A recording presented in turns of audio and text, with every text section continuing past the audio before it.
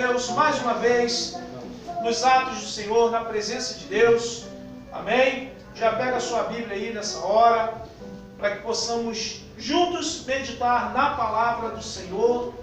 O Senhor tem uma palavra para os nossos corações e nós vamos meditar nessa palavra nessa noite, tá certo? O tema da mensagem hoje é a pedagogia de Jesus. Amém? Você pode repetir esse tema comigo? Diga a pedagogia de Jesus.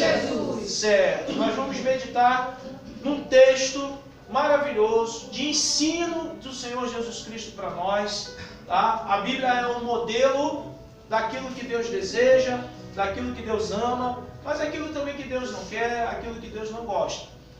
Pela palavra do Senhor nós encontramos perdão, pela palavra do Senhor nós encontramos oportunidade de recomeço, pela palavra do Senhor nós encontramos, tá, a oportunidade de iniciarmos de novo. Isso é maravilhoso, isso não é terreno, isso vem do trono de Deus e por isso Ele merece a nossa honra e a nossa glória. Não é verdade, queridos? Só o Senhor concede ao ser humano a oportunidade de recomeçar. Tá certo?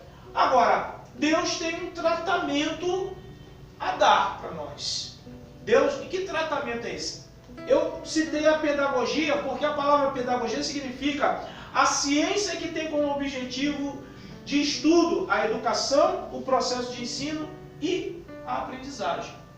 Então, Cristo veio a esse mundo, o próprio Deus encarnado, veio para trazer o ensinamento e desenvolver uma didática. E Ele é um pedagogo nato, queridos. Pensa como Ele sabe ensinar e Ele sabe bem direitinho se os alunos estão aprendendo. Tá?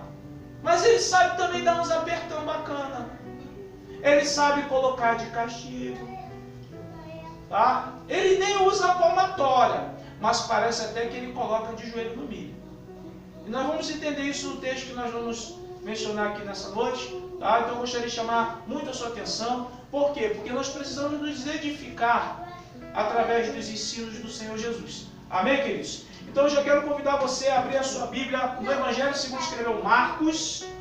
Não é? Porque nós estamos vivenciando um momento muito bom lá na cidade de Marcos. E aí eu fui inspirado aqui a mencionar, né, o Evangelho segundo Marcos. Tá certo? São os marcos que serão fincados, né, edificados, fundamentados pelos interiores do estado do Ceará. E eu quero crer que muito em breve fora do Ceará, tá? E segundo a promessa do Senhor para o projeto Semear, fora do Brasil também. Eu creio que a missão evangélica do projeto Semear é internacional. Amém? Porque não existe fronteiras para a obra do Senhor, queridos. O Senhor vai fazer uma grande obra. Tá? Então abra a sua Bíblia aí, por gentileza, no Evangelho segundo escreveu Marcos, no capítulo de número 6, Evangelho segundo Marcos, capítulo de número 6. Nós estaremos mencionando, a priori, o versículo 52. Evangelho segundo Marcos, capítulo 6, versículo de número 52. Isso. Abra aí a sua Bíblia. Nós vamos nos deter aqui nesse texto. Tem um ensinamento extraordinário para nós aqui nesse texto. Tá? O versículo 52 do capítulo 6 do Evangelho segundo Marcos diz assim: tá? Porque não haviam compreendido o milagre dos pães, antes o seu coração estava endurecido. Amém? Vou repetir. Porque não haviam compreendido o milagre dos pães, antes o seu coração estava endurecido. Amém, queridos? Olha aqui para mim, por gentileza. Não fecha a Bíblia, deixa aí que a gente vai trabalhar dentro desse texto. Certo? Eu quero aqui trazer ao fio da meada desse momento aqui, aonde o coração dos discípulos ficam endurecidos. Já vou ter que voltar um pouquinho aqui na história, mas vai dar certo.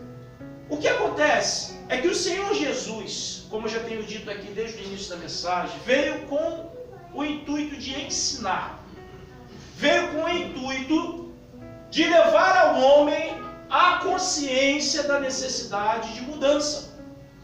Nós precisamos ter essa consciência de que precisamos mudar. Porque está aí uma coisa, queridos, que nos prende, e principalmente nessa nossa geração, é um negócio chamado mesmice. A mesmice é tão destruidora, é tão maligna, é tão satânica a mesmice, queridos, que quando a gente experimenta um negócio diferente, logo a nossa mente pensa logo em voltar para a mesmice. Agora, talvez alguém comente assim, mas pastor, as pessoas não sabem que é errado. Mas se viveu na mesmice do erro, vai desejar sempre voltar para a mesmice do erro. Nesse momento nós precisamos de Jesus. Porque só o Senhor Jesus, para vir confrontar o nosso contexto de vida, só o Senhor Jesus para vir assim, bater de frente com a gente, não é? Colocar a gente de joelho no milho, eu estou usando uma linguagem figurada, para que a gente possa aprender, através do tratamento pedagógico de Jesus, que nós precisamos mudar. Jesus se utilizou disso. Quando eu digo colocar de joelho no milho, certo? Nós estamos trazendo para o nosso contexto. Tá? Eu acredito que tem pessoas aqui que se ajoelharam no milho, né, há algum tempo atrás na educação brasileira. Hoje já não tem mais disciplina nenhuma nas escolas, pelo contrário, os alunos estão batendo nos professores. Nós estamos vivendo um período desgraçado da história da educação no Brasil. Cartilhas para se ensinar as crianças a serem homossexuais. Terrível. É uma história desgraçadora para a humanidade, queridos. Mas ainda tem quem se lembre num tempo que tinha a tal da palmatória. Tem alguém aqui que se lembra desse tempo, da palmatória? Tem alguém que se lembra do tempo do joelho no milho, se ajoelhar lá no milho? Se lembra, né? Tem alguém que se lembra aqui do tempo, tá? Quando desobedecia na escola, a professora colocava lá para escrever 1000 vezes: eu não devo desobedecer a professora. Eu não devo escrever 1000 vezes isso, né? E às vezes o aluno de férias tinha que passar as férias todinha escrevendo isso aí para poder apresentar as 1000 frases: eu não devo desobedecer a professora. Nós estamos vivendo hoje num tempo, né, onde as crianças querem mandar mais do que os pais. O Rony quer fazer o que quer, na hora que quer, no momento que quer. O Daniel quer fazer também o que quer, na hora que quer, não é? Do jeito que ele quer. A Esther também, né? Quer às vezes fazer o que ela quer, na hora que quer, né? Aí eu posso apelidar aí essas crianças de quer.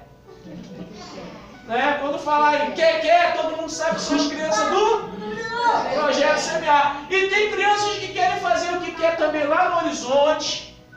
Né? Como é que é o nome da criança lá no Horizonte? Lá? A Eloá. Quer fazer o que? Eu já tirei o sapato para lá e o sapato aqui, ó, para você, ó. Pequenininha. E ela não tem nem 2 anos, né? Tem 2 anos. Tem também a Cidinara, também lá na cidade do Marco. Já experimentou também, não é? O crivo do pastor Horus. Porque, queridos, nós temos uma responsabilidade com a próxima geração. Tá? Eu amo nossas crianças são bênçãos do Senhor, mas isso não quer dizer que a peia não tenha que pegar. A peia tem que pegar, né? E eu sei que Deus vai fazer uma grande obra através das peias. Amém? Em nome de Jesus? Jesus deu peia nos seus discípulos. Pasmem. Vocês acreditam que os discípulos do Senhor Jesus, eles levaram peia de Jesus? Vamos para o contexto?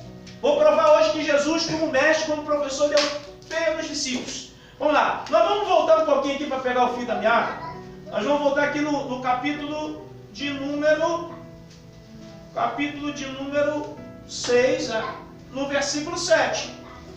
Capítulo de número 6, versículo 7. A gente vai poder vai procurar ser o mais mais breve possível por causa do horário, mas eu vou pregar a palavra do Senhor até a conclusão. Amém. Amém, queridos? Amém. Evangelho de Marcos, capítulo 6, versículo 7 diz assim: chamou Jesus os 12 e passou a enviá-los de 2 em 2, dando-lhes autoridade sobre os espíritos imundos. Ordenou-lhe que nada levassem para o caminho, exceto um bordão. Bordão é um cajado, tá, queridos? Mas aí ele diz para não levar nem pão, nem alforje, nem dinheiro, né? Que fossem calçados de sandálias e não usassem 2 túnicas. Jesus está dizendo para os discípulos: vocês vão pelo caminho, não vão levar dinheiro, não vão levar comida, não vão levar mala, não vão levar nada. Uma muda só de roupa, de sandália, ou seja, vão vestido de forma simples, porque Jesus está querendo ensiná-los a viver pela fé, na dependência da fé. E Jesus está dizendo: ó, eu estou enviando vocês, então eu vou suprir vocês. Jesus está dando um treinamento para eles, porque agora saiu da aula teórica e começou uma aula prática, aonde ele começa a enviar seus discípulos de 2 em 2. Versículo 10 diz assim: e recomendou-lhes que quando entrardes numa casa, permanecei aí até vos retirardes do lugar. Se em algum lugar não vos receberem, nem vos ouvirem, ao sair dali, sacudi o pó dos pés em testemunha contra eles. Então, saindo eles, pregaram ao povo para que se arrependesse. Versículo 13 diz assim: expeliam muitos demônios e curavam numerosos enfermos, ungindo-os com óleo. O versículo 13 é o testemunho do resultado da aula prática que os discípulos estavam desenvolvendo agora. Eles aprenderam a como expulsar demônios com Jesus, sim ou não? Eles aprenderam que haviam castas. Eles aprenderam como se posicionar em relação a algumas castas que deveriam sair através de jejum e oração. Eles aprenderam que em nome de Jesus tudo se submetia. Eles aprenderam agora a obedecer. Jesus os envia para essa aula prática e eles são bem-sucedidos. Tiraram nota 10 nessa matéria de missões e evangelismo. E o fato é que agora no versículo 30, o texto diz assim, ó: voltaram os apóstolos à presença de Jesus. Eles saíram para a aula prática e agora estão retornando para Jesus. E o texto diz: voltaram os apóstolos à presença de Jesus e lhes relataram tudo quanto haviam feito e ensinado. E ele lhes disse: vinde repousar um pouco. Jesus sabia que eles estavam cansados. E Jesus sabia que eles foram bem-sucedidos. Jesus é o mestre. Pela primeira vez eles saem para expulsar demônios sem Jesus. Pela primeira vez eles saem para fazer a obra agora autonomamente e no nome de Jesus, mas não com a presença física de Jesus. Quem está entendendo? Eles são bem-sucedidos, porque nós vimos no versículo 13 que eles expulsavam os demônios de fato. E agora eles voltam felizes, dando testemunho: olha, deu certo, professor. Olha, isso aí é bacana, eu gostei. Os demônios se submeteram, foram curados, muitos que nós oramos chegaram felizes. E Jesus, para dar uma trégua para eles, diz assim no versículo 31. E disse Jesus: vinde repousar um pouco. E ele diz: repousar um pouco à parte. Ele está dizendo assim: nós vamos para um lugar isolado para que vocês descansem um pouco, certo? E ele diz: num lugar deserto, porque eles não tinham tempo nem para comer, visto serem numerosos os que iam e vinham. 32 diz: então foram sós no barco para um lugar solitário. Então foi Jesus com seus discípulos, sem ninguém, sem nenhum da multidão, para um lugar solitário, para um lugar isolado.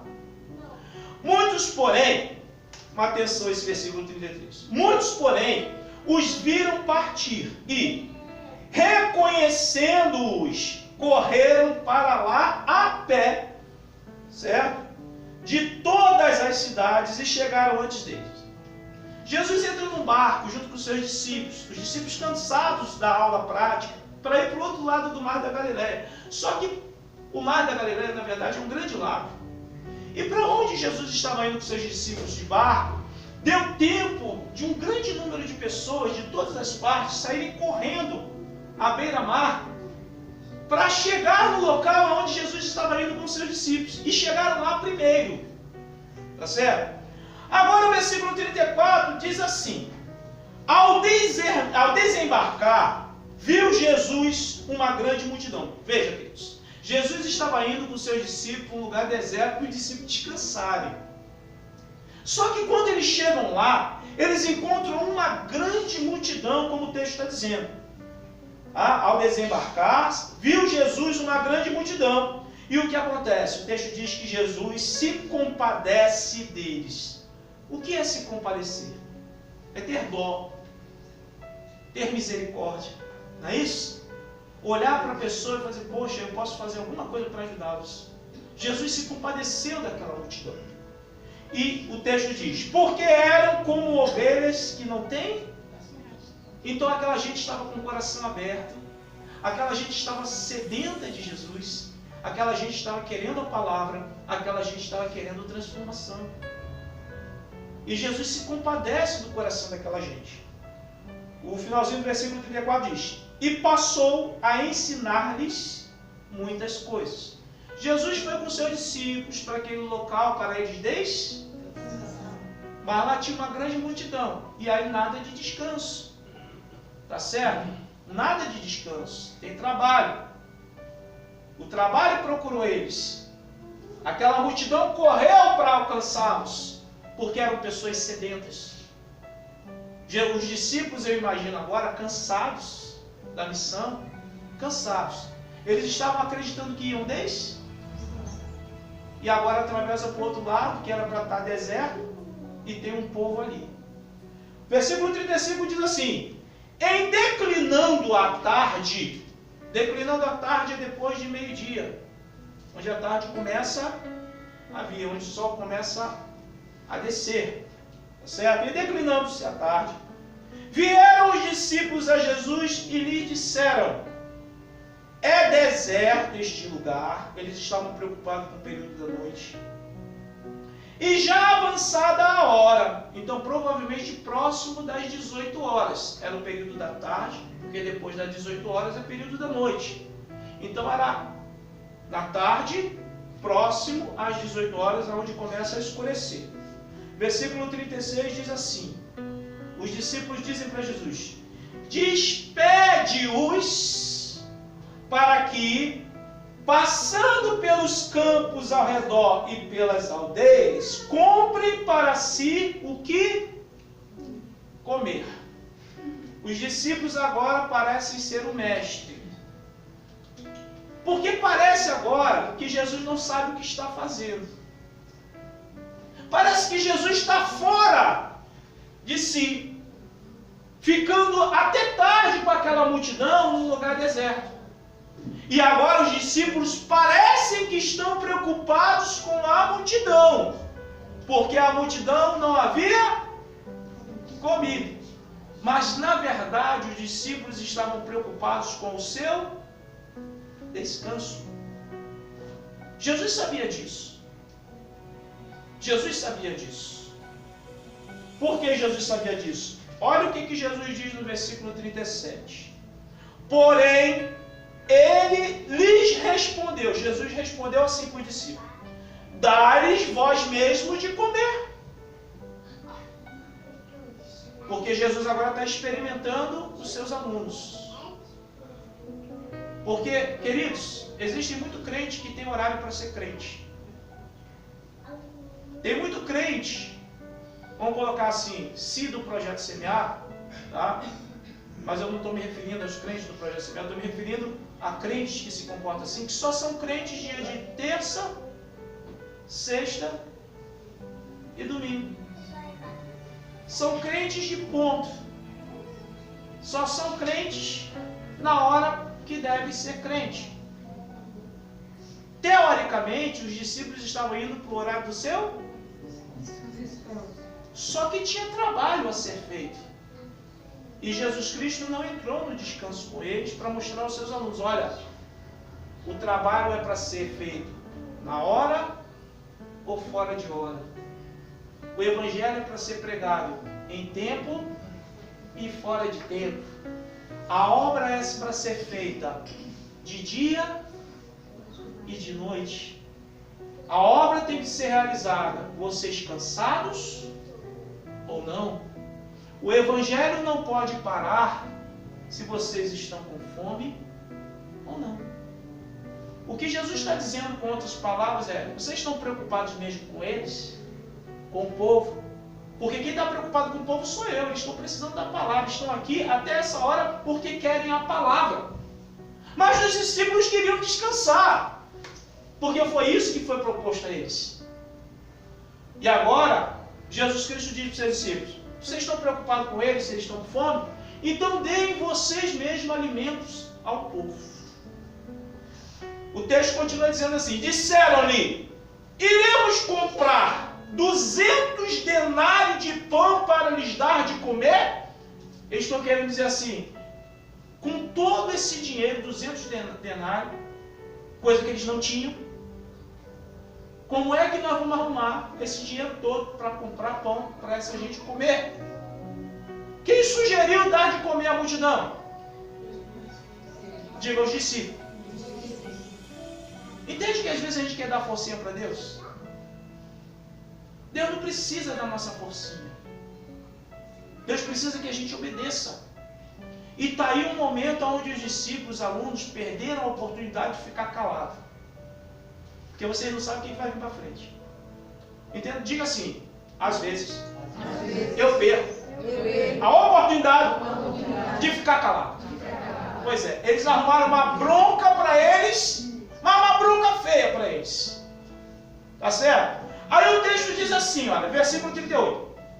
E ele lhes disse: quantos pães tendes? Ide ver.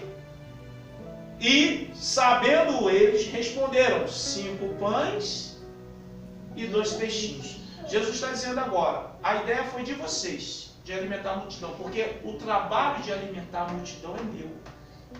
Eu sou o pão da vida. Aleluia. Entende que às vezes o discípulo quer ser mais do que o mestre? Entende que às vezes o crente quer fazer mais do que Deus? Às vezes tem gente que ama mais do que o Senhor. Os discípulos ultrapassaram o seu limite com o mestre. Jesus pergunta: o que tendes aí de comer? 5 pães e 2 peixinhos. Aí Jesus agora mostra na prática o porquê ele é mestre. Os seus discípulos deveriam de esperar Jesus para que Jesus tomasse as decisões. E às vezes a gente não quer esperar Jesus, né? Às vezes a gente quer trocar os pés pelas mãos. Trocar os pés pelas mãos. E aí Jesus diz assim, ó, versículo 39. Então Jesus lhes ordenou que todos se assentassem em grupos sobre a relva verde. E fizeram repartir-se em grupos de 100 em 100 e de 50 em 50. Tomando ele os 5 pães e os 2 peixes, erguendo os olhos ao céu, os abençoou, e partindo o pão, deu-os aos discípulos para que os distribuísse. Quem é que distribuiu o pão? Mas eles iriam distribuir o pão depois da ordenança de Jesus. Eles queriam distribuir pão sem Jesus ordenar. Quem alimentou esses discípulos quando eles saíram de 2 em 2? Entende que às vezes a gente age como bocó? Jesus enviou os seus discípulos de 2 em 2 e disse: não leve comida e não se preocupe que a comida vai prover na hora certinha, certo? Vai chegar para você lá o seu PF, a sua Marmitex. Vai chegar lá na hora certinha. Como se Jesus estivesse dizendo assim: eu contratei uma empresa, certo? Que fabrica comida, contratei a empresa lá Rapidez. Vai chegar uns motoqueiros aí, trazendo a quentinha de vocês, e vocês não se preocupem, façam a obra. Eles experimentaram da provisão de Jesus e agora querem ultrapassar a frente de Jesus para alimentar a multidão com dinheiro, comprando com dinheiro. Jesus está dizendo, com outras palavras: o justo viverá pela Pela fé. Jesus agora levanta o pão da graça e manda os discípulos servir e é repartido aquele alimento. Tá? O texto diz assim, versículo 41, tomando ele os 5 pães e os 2 peixes, erguendo os olhos aos céus, abençoou, e partindo os pães, deu-os aos discípulos para que os distribuísse. E por todos repartiu também os 2 peixes. Todos comeram e se fartaram, e ainda recolheram 12 cestos cheios de pedaços de pães e peixe. Os que comeram dos pães eram 5.000 homens. Jesus está dizendo assim, vocês perderam a oportunidade de enrolar a língua e manter dentro, porque vocês estão se metendo aonde vocês não devem. Entende que o problema da desobediência dos alunos hoje, lá onde vem, já tinha esse problema lá, ó, com os discípulos, certo? Só que lá tinha peia e hoje já não está tendo mais. Lá tinha castigo e hoje já não está tendo mais. Porque Jesus agora tem um comportamento interessantíssimo. O texto diz assim no versículo 45. Logo a seguir, compeliu Jesus aos seus discípulos a embarcar e passar adiante para o outro lado, a Betsaida, enquanto ele despedia as multidões. Olha aqui para mim. Depois dessa experiência, depois dos discípulos terem falado demais, Jesus alimenta a multidão, tá certo? E agora Jesus diz para os discípulos assim, ó, entrem no barco e atravessem para o outro lado e vão para a cidade de Betsaida. Quem mandou os discípulos ir para outra cidade? Quem mandou os discípulos entrarem no barco? Beleza. Presta atenção na P aí. Deus está preparando o milho para botar essa turma ajoelhada. O texto continua dizendo assim, versículo 46. E tendo-os despedido, subiu ao monte para... Certo. Jesus manda os discípulos entrarem no barco, irem pelo mar da Galileia até a cidade de Betsaida, e Jesus não vai com ele. Entende que quando Jesus veio para esse lugar onde encontrou a multidão, Jesus estava no barco com eles?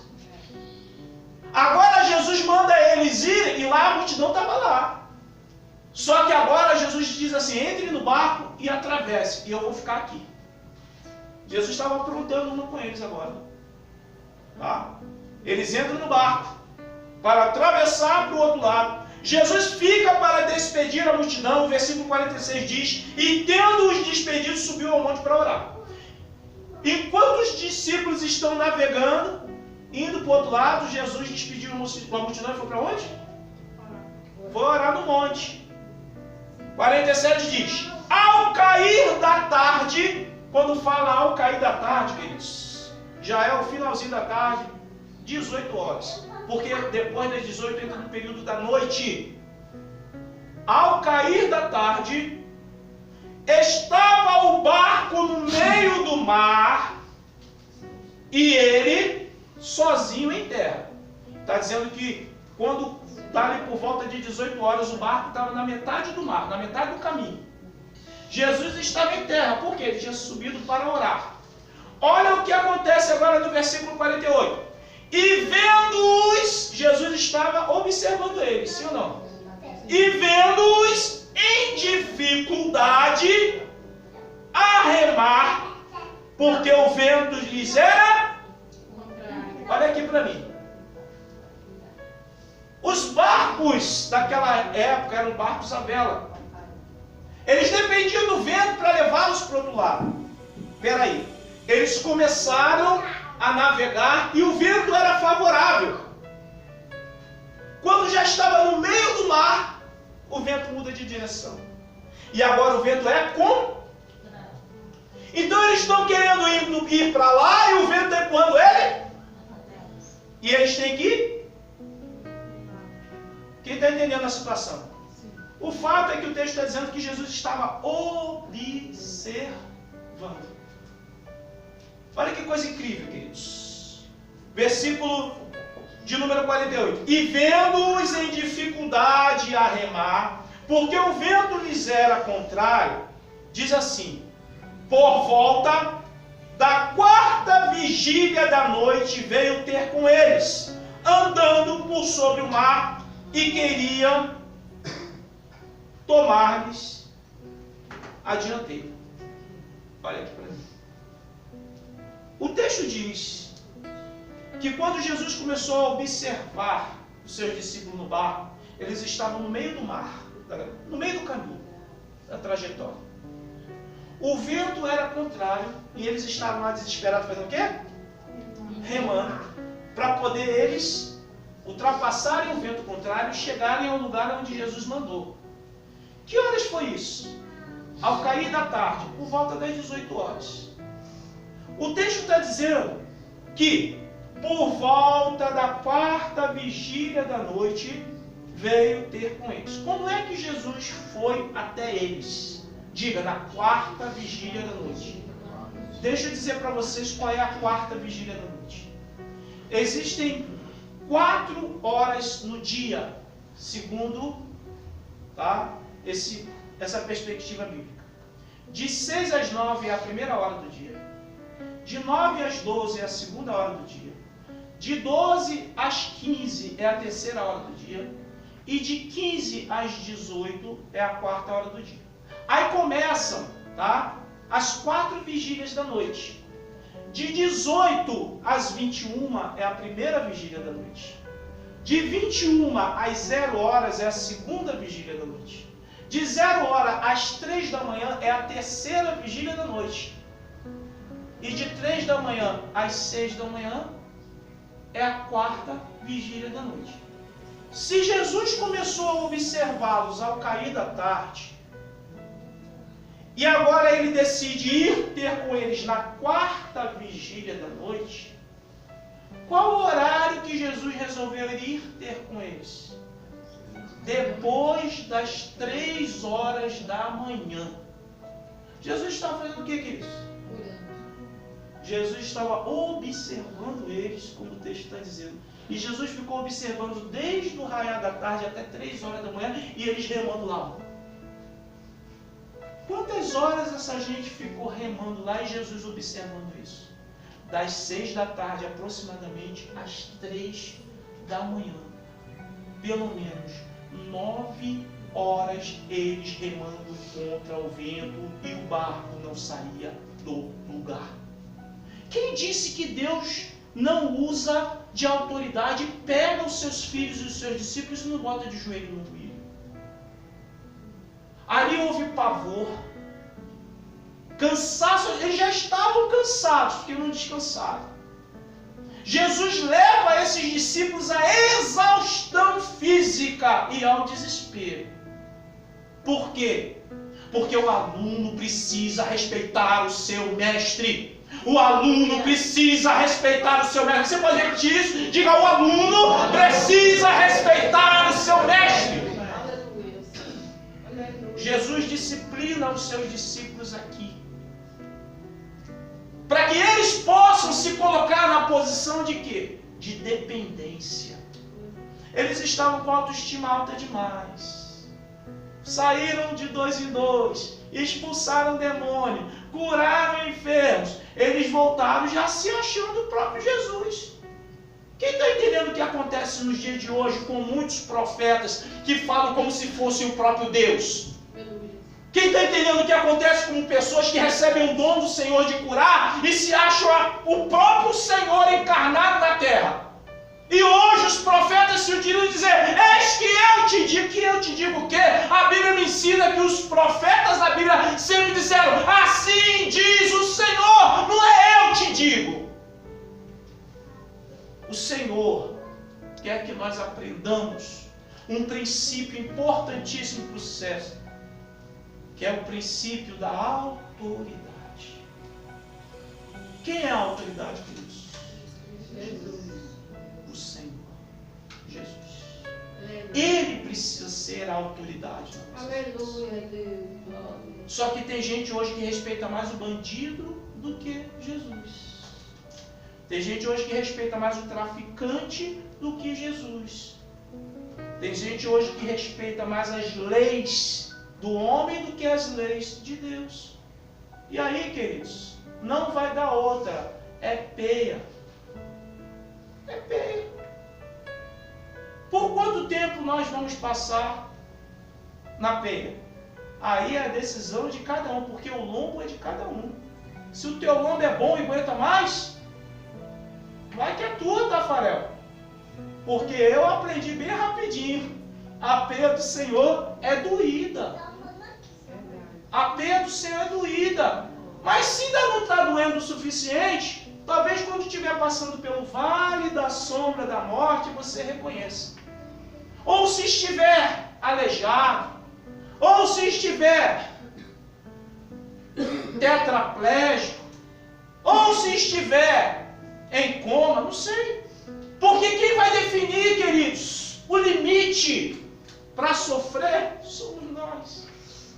Por isso que eu aconselho que nós possamos aprender bem ligeirinho, para que não sobrevenha mal pior.